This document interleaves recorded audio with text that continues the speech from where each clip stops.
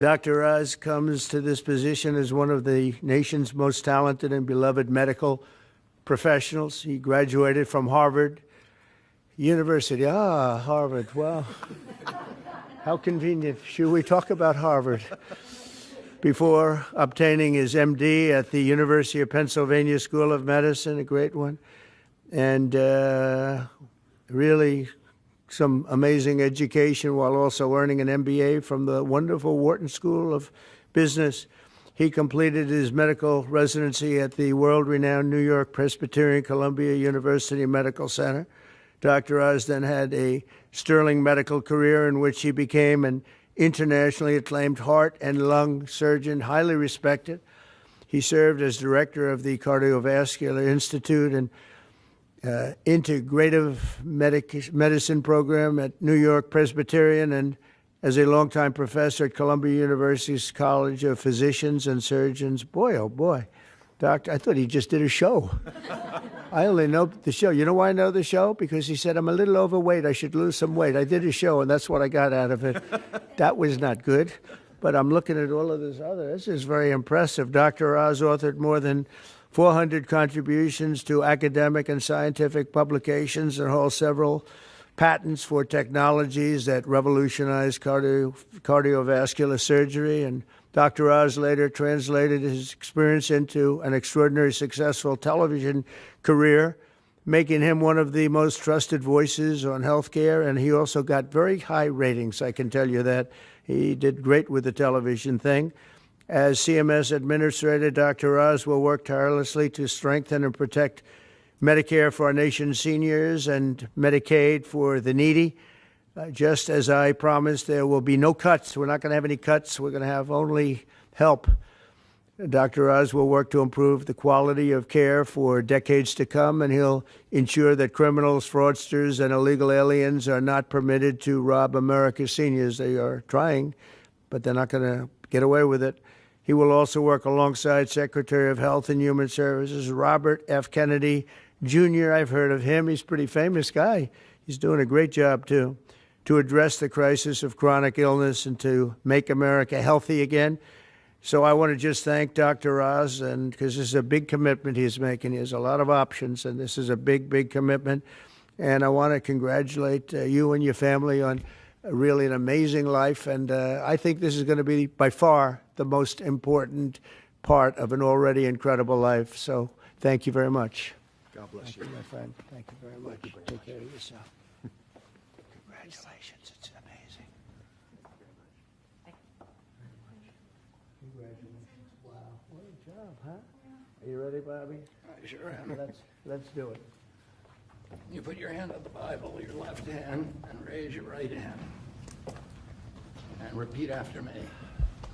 I, Mehmet Oz, do solemnly swear I, Mehmet Oz, do solemnly swear that I will support and defend the Constitution of the United States that I will support and defend the Constitution of the United States against all enemies, foreign and domestic, against all enemies, foreign and domestic, that I will bear true faith and allegiance to the same, that I will bear true faith and allegiance to the same, that I take this obligation freely that I take this obligation freely, without any mental reservation without any mental reservation or purpose of evasion, or purpose of evasion, and that I will well and faithfully and that I will well and faithfully discharge the duties of the office on which I am about to enter. discharge the duties of the office upon I'm about to enter.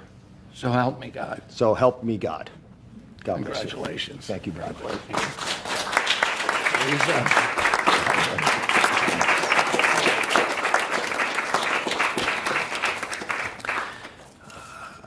I've got to start off by thanking three people.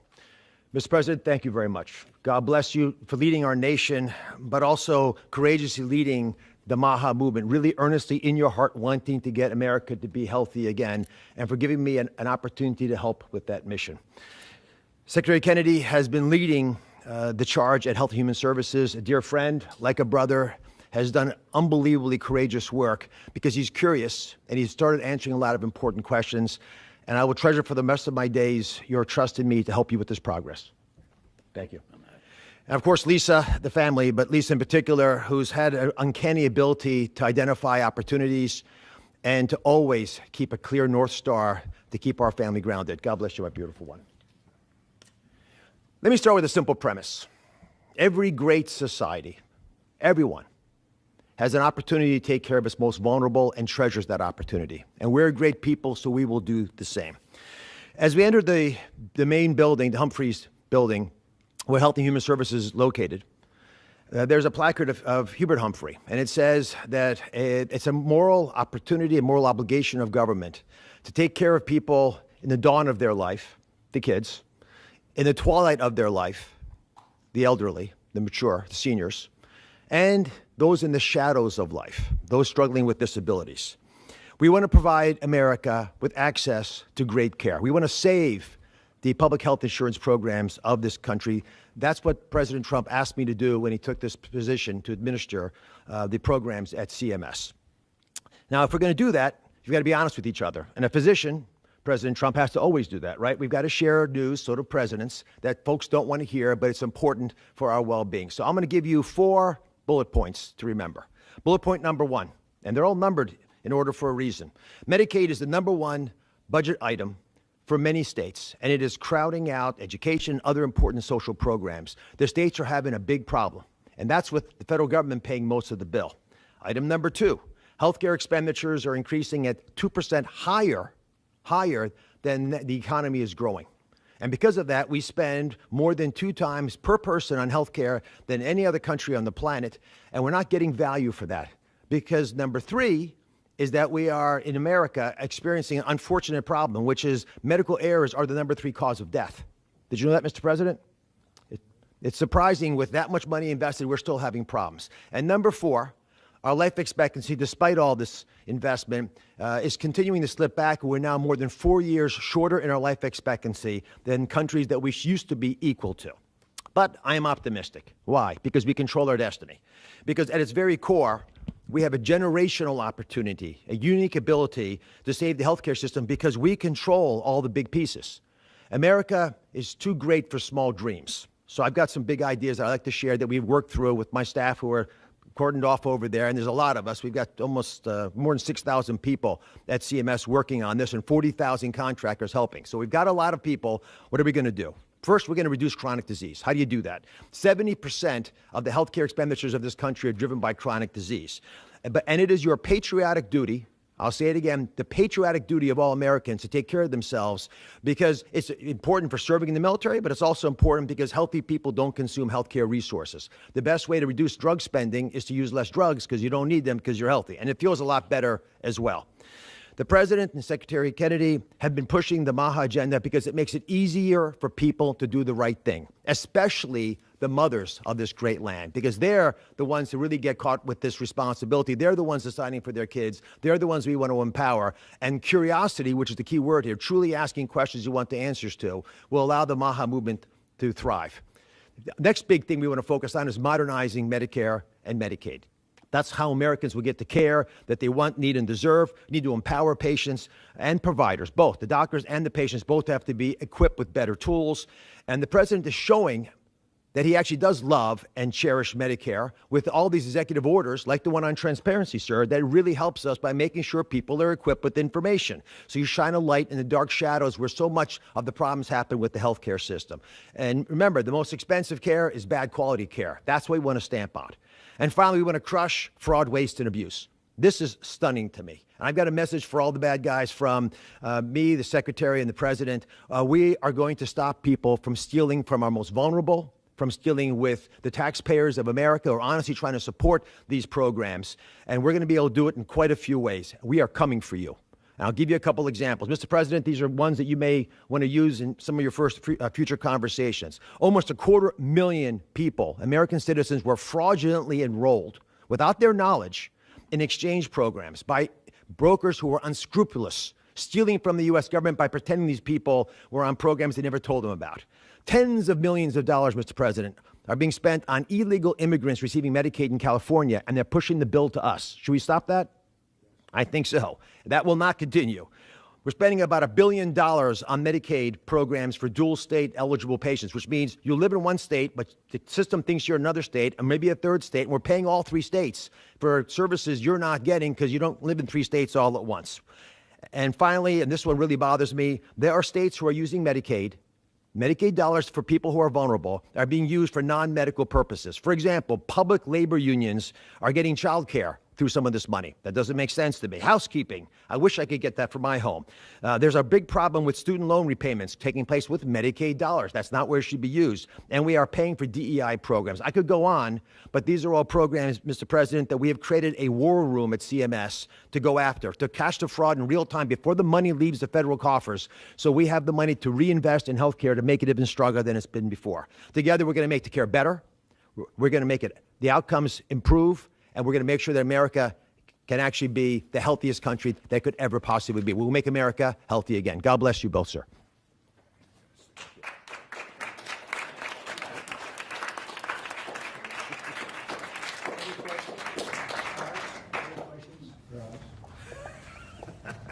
Okay. Mr. President, Secretary Rubio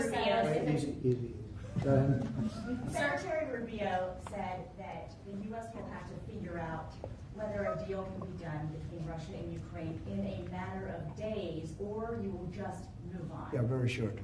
How many days is that? No specific number of days, but quickly, we want to get it done. We're talking about here people dying, and we're talking about over there people are dying also, like on average 2,500 young people, soldiers.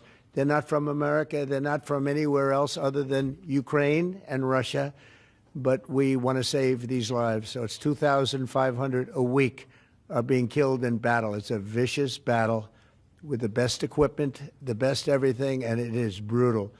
2,500 young people a week. Some of them not so young, actually. They're getting older. They're getting older by the month. But 2,500 a week, and we're going to get it stopped ideally. Now, if for some reason one of the two parties makes it very difficult, we're just going to say you're foolish, you're fools, you're horrible people, and we're going to just take a pass. But hopefully we won't have to do that. Now, Marco's right in saying it. We want to see it end. Think of it. Every day, a lot of people are being killed as we talk about, as they play games. So we're not going to take that, and we'll see. I think we have a good chance of solving the problem, however. Yeah. Are you prepared to walk away completely from these efforts and these talks? Well, I don't want to say that, but we want to see it end.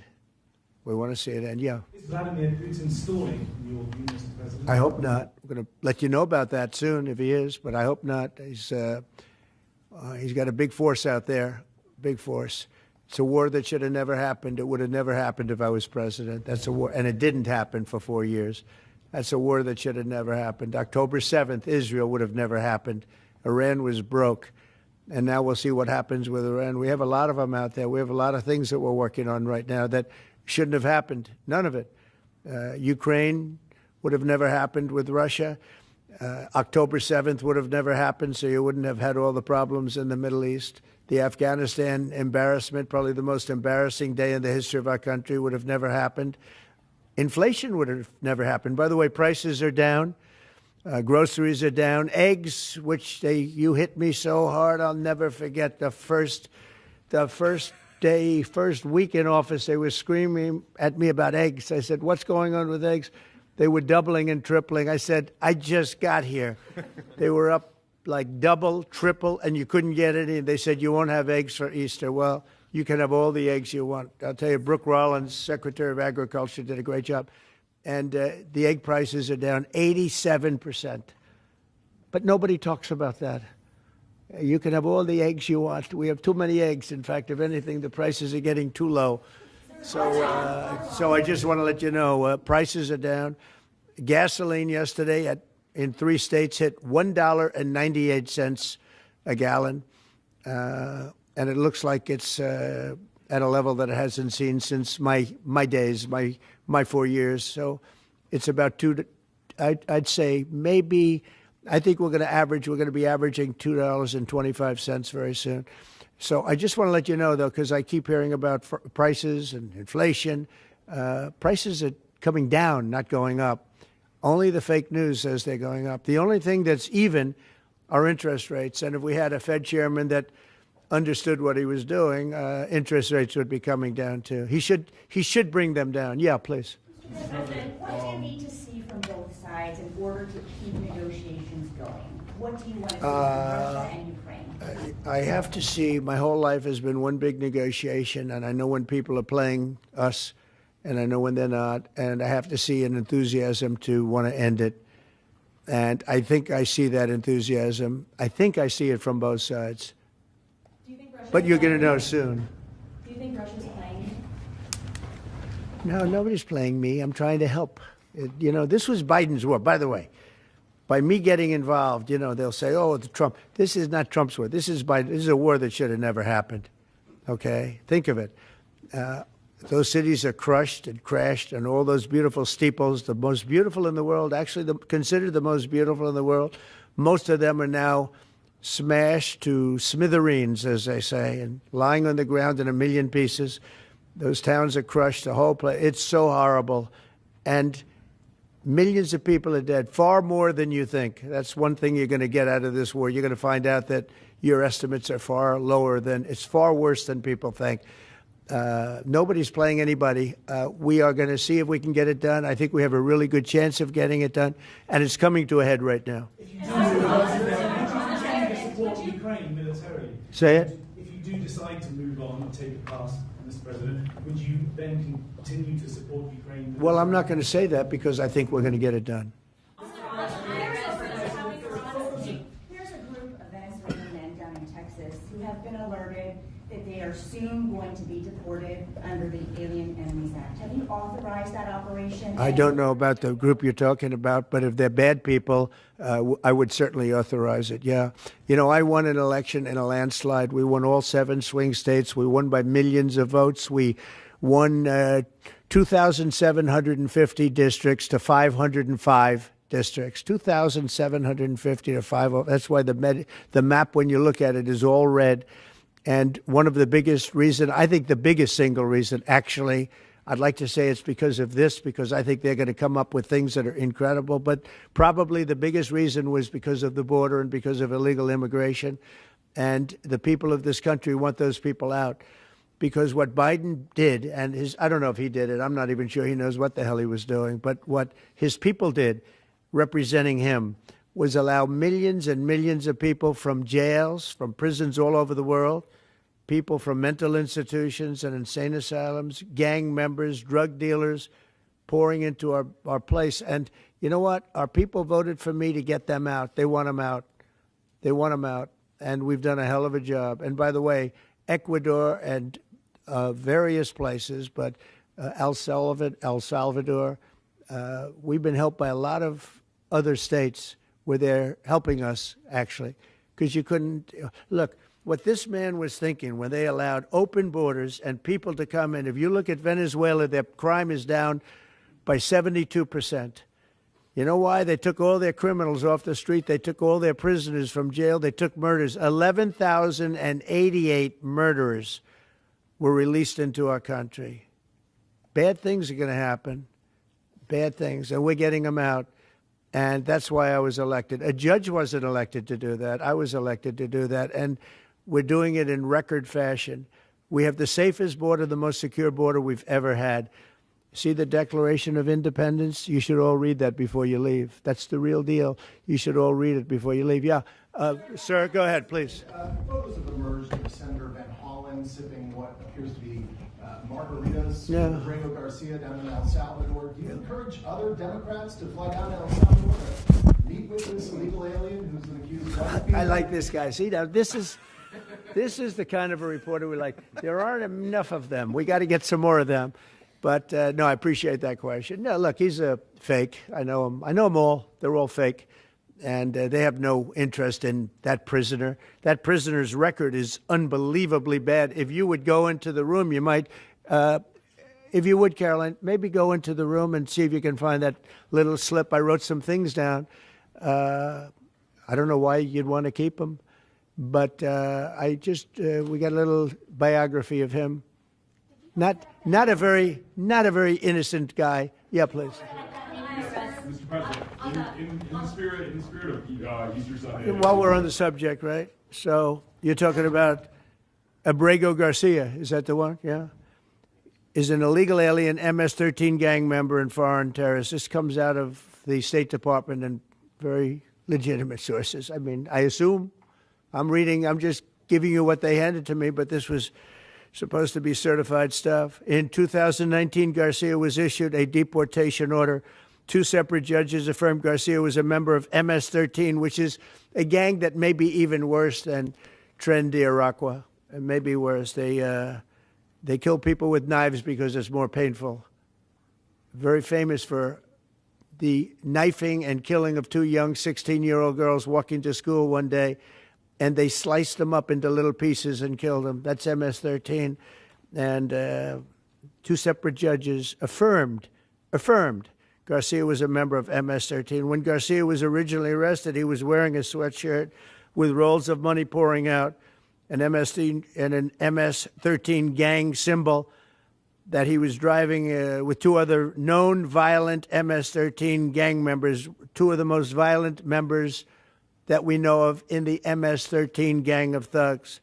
In 2022, Garcia was stopped by the Tennessee Highway Patrol and was found to be transporting 7 people from Texas to Maryland, and he had no driver's license. He was driving violently. In 2020 and 2021, Garcia's wife filed for a protective order from him and said he was violent and abusive and really scary, including allegations that he punched and scratched her on the eye, left her bleeding after throwing her laptop on the floor at her, ripped her shirt, and ripped off her shorts. He then grabbed her arm, leaving very severe marks. Garcia's wife also wrote in court, "At this point, I am afraid to be close to him. I just don't want to be close. I have multiple photos and videos how violent he can be and all of the bruises that he's left on me." She just couldn't get anywhere near him. This is the man that the Democrats are wanting us to fly back from El Salvador to be a happily ensconced member of the USA family. Isn't it a shame? And by the way, I've been hit pretty hard by fake shows, fake news, MSDNC in particular, where they talk about how evil I am, that this man would be thrown out of our country. This man is according to certified statements that we get, is a very violent person. And they want this man to be brought back into our country where he can be free and to stay as a happily Maryland, they call him the Maryland man. He's a Maryland father. No, this is a violent person. Who they don't talk about is that wonderful angel mom who lost her daughter, who had 5 beautiful children, and she was killed violently. And, she spoke, and she spoke unbelievably. I saw it. And the fake news didn't pick it up. She spoke. She was in tears. She's devastated. Her life is, essentially, she's told me her life is like over. But there was I think no stories. Isn't that true? No stories. 0 stories. It was the most emotional thing. Everybody that watched it, they couldn't believe it. The fake news refused to put it up. So it's very sad. And yet they talk about this guy like he's an angel. See the angel up there? They think he's like that, like a little angel. Would you be open It has no impact the way she did it. Look at it. No impact. It's just unbalanced. Would you do the? Go ahead. What I would do. On Iran, would you be open to letting Say Iran that? keep some kind of civil nuclear program? No Or would impact the entire whatsoever. program need to be dismantled? I'm for stopping Iran, very simply, from having a nuclear weapon. They can't have a nuclear weapon. I want Iran to be great and prosperous and terrific. I stopped them once. They were broke, and they didn't have any money for Hamas. They didn't have any money for Hezbollah. There wouldn't have been an October 7th disaster. They were broke. They had no money, and they weren't spending it to terrorist organizations because they had none. When Biden came in, he took all the sanctions off. China wasn't allowed to buy. I said, if you buy, because they're their biggest customer, I said, you buy 1 barrel of oil, just 1 barrel of oil from Iran, and you can't do business in the United States. And by the way, we have nice conversations going with China just to intercede. You know, it's like really very good. But with Iran, they can't have a nuclear weapon, and if they have a nuclear weapon, you'll all be very unhappy. You'll all be very unhappy because your life will be in great danger. Yeah, yeah. Oh. Press out, press out.